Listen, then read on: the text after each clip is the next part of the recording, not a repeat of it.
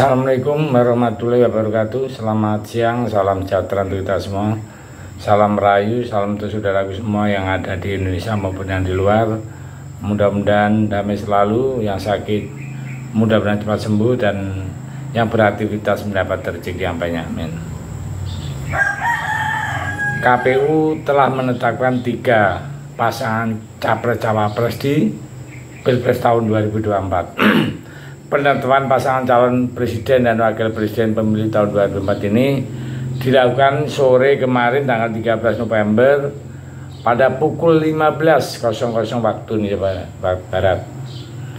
Sampai dengan selesai, terus di media center KPU proses itu terus berlanjut sampai hari ini, di mana KPU akan menggelar pengundian nomor urut pasangan calon untuk Pilpres tahun 2024 nanti.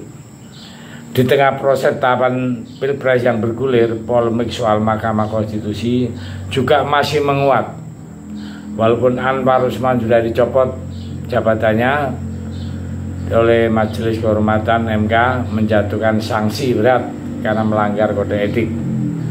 Buntut putusan MK terkait syarat usia capres-cawapres, juru bicara TPN Ganjar Mahfud yaitu Ciko Hakim pun menghargai semua proses dan tahapan dalam Pilpres, termasuk dengan adanya putusan MK. Namun tetap Ciko Hakim menilai ada yang aneh dalam pengambilan keputusan dan juga menganggap pencalonan Gibran sebagai cawapres tidak sah merujuk pada hasil putusan MK. Kita mengetahui tidak dapat dipungkiri ada proses pencalonan yang cukup aneh. Melalui putusan MK, kemudian yang dimutuskan kebetulan juga diberi sanksi dengan pelanggaran berat, terus dicopot dari jabatannya. Nah, dalam proses pengambilan keputusan di MK tersebut, jadi itu kan sudah menunjukkan terjadi kesalahan prosedur dalam arti ini. Jadi tak selesai sampai di situ saja. Ciko Hakim menyatakan kesiapannya untuk bertarung secara hukum Pilpres tahun 2024 boleh dibilang ajang pemilihan presiden dan wakil presiden kali ini terpanas sepanjang pelaksanaan Pilpres yang dimulai tahun 2024. Tapi suka atau tidak suka, palu MK sudah diketok dan Gibran secara legal bisa mencalonkan diri sebagai wapres mendampingi Prabowo. Nah, momen ini yang disayangkan PDI dalam hal menetapkan itu. Para simpatisan Ganjar Mahfud karena mau tidak mau Prabowo Gibran menjadi rival yang kuat tentunya, yang nyata kali ini sungguh hal yang kontradiktif. Karena apa? Karena salah satu wakilnya adalah yang kemarinnya orang PDI juga.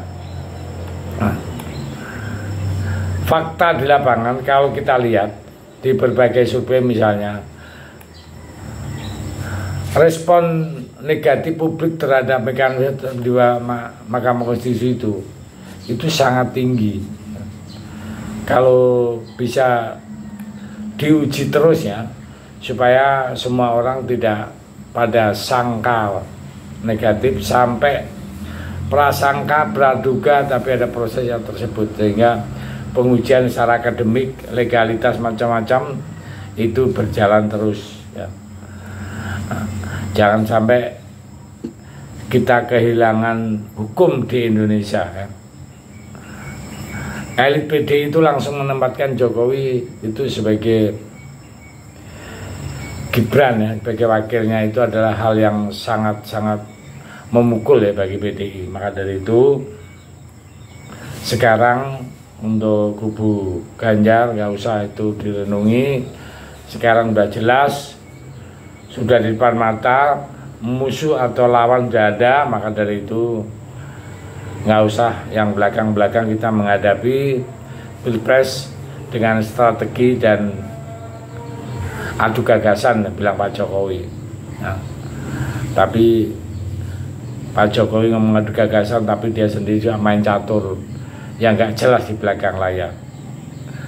Nah, dalam hal ini pemilihan capres dan cawapres yang tentunya parpol dan koalisi parpol itu sudah betul-betul mengadakan pergerakan-pergerakan, dan Jokowi juga menyatakan bahwa selama ini ya, bilang Pak Jokowi ada drakor, drama Korea. Nah, ini justru membuat kontraproduktif. Semua masyarakat mengatakan justru sutradaranya adalah beliau sendiri. Maka hal itu pun digoreng-goreng ya, sampai sekarang itu masih rame dibahas di media massa. Dan posisi Pak Jokowi kan kemarin itu kan tingkat kepuasan 80%. Pelan-pelan udah mulai menurun. Kenapa? Karena PDIP sekarang kan udah mulai menjauh ya dengan Pak Jokowi. Nah, sementara Pak Jokowi dan Gibran sekarang masuk ke kubu sebelah, yang dulu tahun 2014 dan tahun 2019 yang menghujat habis-habisan, sekarang sebagai berteman. Nah, sekarang berbalik malah berhadapan-hadapan dengan PDI Perjuangan. Tapi nggak apa-apa, karena saya lihat PDI adalah memang partai pejuang dari Orde Baru. Walaupun sekarang akan berhadapan-hadapan lagi, itu udah biasa ya. Apalagi yang pernah disampaikan, dipaparkan oleh Adian Entupulu, tokoh PDI, tokoh reformasi, dan sebagai dewan dari PDI juga sangat lugas kalau dia menyampaikan hal-hal tentang pemilu ya, dan kronologi tentang PDI Perjuangan gamblang, sehingga salah satu yang disebutkan dinasti politik itu ada pertama kali yang dilonceng ada dari Adian Entupulu ya. Ya, saya pikir ini adalah gambaran situasi sekarang. Mudah-mudahan pemilu yang akan datang kita merasakan kedamaian, kita merasakan keadilan. Jangan yang kita rasakan adalah wasprasangka jelek.